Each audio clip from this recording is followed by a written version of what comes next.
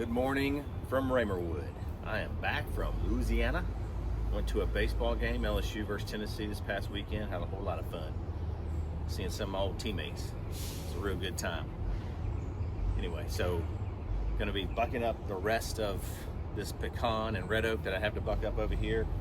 I'm not gonna load anything in the back of my truck today because I got too much stuff in the back of my truck and I need to unload that in my wood yard before I can load up some more stuff, or maybe empty my trailer out, something.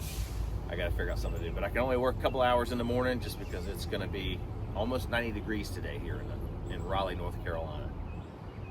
And I will be doing a lot more bucket here coming up because I want to show you something that Brent brought me. My buddy Brent in his wood yard. Look at what he brought me. He said, or I asked him, I said, hey, would you mind if I buck these white oak logs up right here? And he said, because honestly I thought they were saw logs, some of these, but they're only like 5 feet long. Some are 6 feet long, 8 feet. He said those are actually for you. So I was like, oh my gosh, thank you, Brent. I love you. Anyway, so I'm really excited about that. Really excited.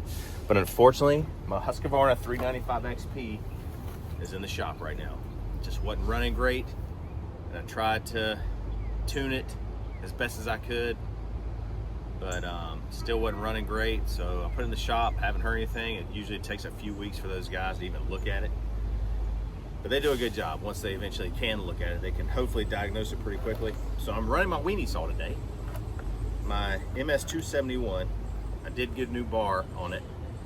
That old bar I'd had, I don't know how long I've had that bar, maybe 5 or 6 years, that same bar, my same little 18-inch bar. Once you get a 28-inch bar, which is what my Husqvarna has on it, and then going to an 18-inch, yeah, this is a lot lighter, but you have to bend over a whole lot more. So I do like that long bar, and the power of that Husqvarna is so much better than this. I mean, when I'm trying to rip logs with this, I struggle. So I'm hoping I don't have to use this too long, but you gotta do what you gotta do, and this is what I have right now, so this is what I'll be using. I mean, it's a good saw. I've had it for, I think I bought it in 2016, maybe 17, so almost 10 years, I think. So I've kept it in pretty good shape. It hasn't really, I don't think I've had it in the, it was brand new. I don't think I've had it in the shop one time. And the Husqvarna that I have, I've had it in the shop several times, but I did not buy it brand new. So I don't exactly know how it was used before I bought it. I did buy it from a tree service guy. I mean, I don't know. I don't know if he used it for milling or what. I mean, who knows? Anyways, this has been a good saw. So I'm gonna go ahead and buck up some of this stuff if I can. I'm telling you, it's a struggle with this compared to, even though I have a sharp chain. I mean, even though I have a sharp chain. Okay, I don't know how well y'all can see that. I just filed it. Okay, just filed that bad boy. Anyway, so we'll see how it does. Go ahead and get started. Put some fresh fuel in this, and I got so much stuff in the back of my truck. Y'all want to see what I did yesterday? When it starts getting too hot in the afternoon, this is what I do. Look at that. Look at all the tiny, beautiful, just the right size for your pizza oven or mesa stove. Look at that. Beautiful stuff. I mean, that's a lot of tiny little pieces. No longer than 4 inches. Beautiful stuff. I got some little ice cubes in there, little wooden ice cubes, you know? Anyway, that's good stuff. So I got so much stuff in the back of my truck here. Anyway.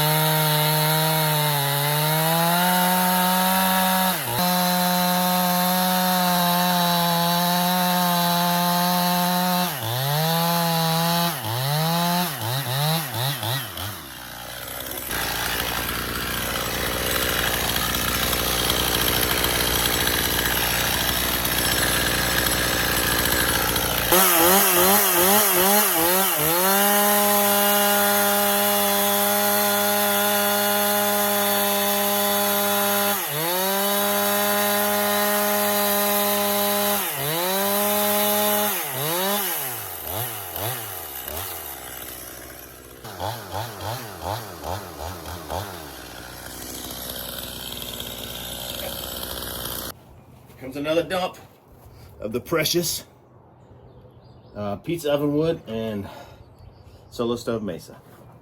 Filling up this bin.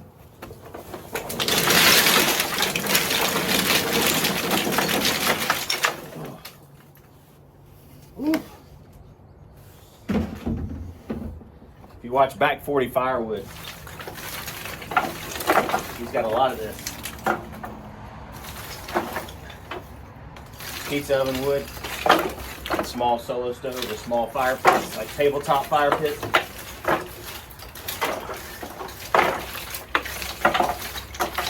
He just purchased a kiln. I guess he's trying to kiln dry it now. I don't know, but this is some good stuff in here. Got a little wasp nest in here.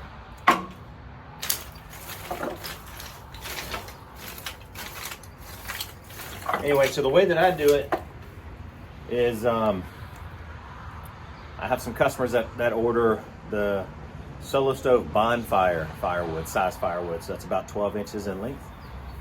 So I take my already seasoned, already dry firewood, 16-inch lengths, and I'll cut that down with the miter saw to 12-inch lengths. And the 4-inch that I have left over is what I use for this right here. So I'll further process this.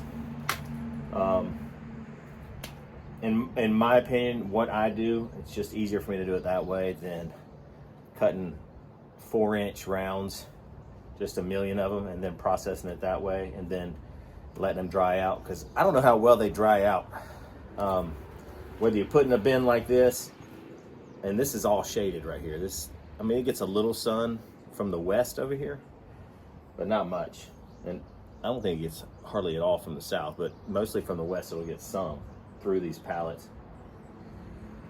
But if I did 4-inch rounds to begin with off of a log in log form, and then split those either using my axe or using the log splitter, I just don't know how well they'll dry, because there's so many small pieces, and I just don't think there's a whole lot of air when you put them in a pile, because there's no way you're going to stack that. I mean, that'd be insane. Stack those teeny tiny little 4-inch Jenga pieces everywhere, you know, like this. You know? Probably not.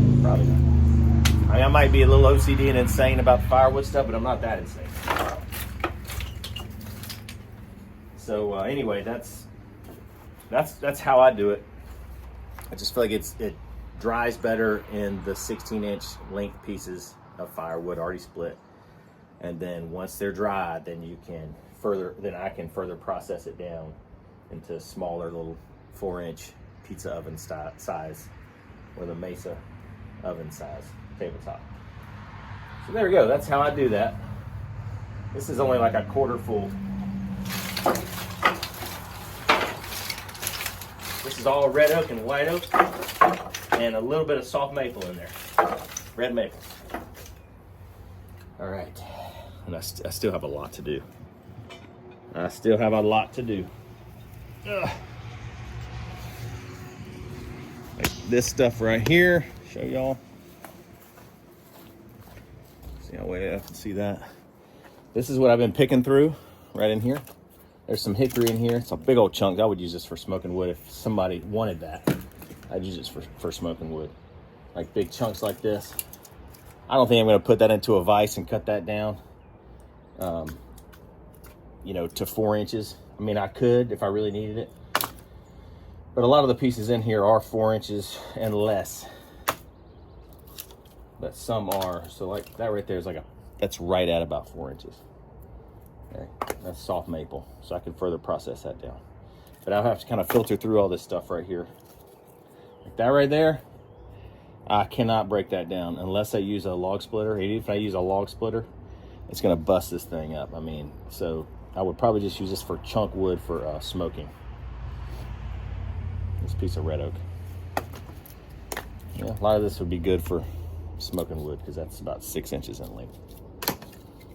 And I know there's some pizza ovens out there that have that want 6-inch or accept 6-inch wood sticks, and if they do that, then I have just the right size for that. But for the Mesa solo stove, I want the 4-inch because I want it to fit this way in the Mesa stove, as well as if I were to place it in there like this, if I were to throw it in there, I don't want it sticking out the top. So I want it to fit horizontally and vertically in there, and it does if it's no taller than like 4 inches. All right.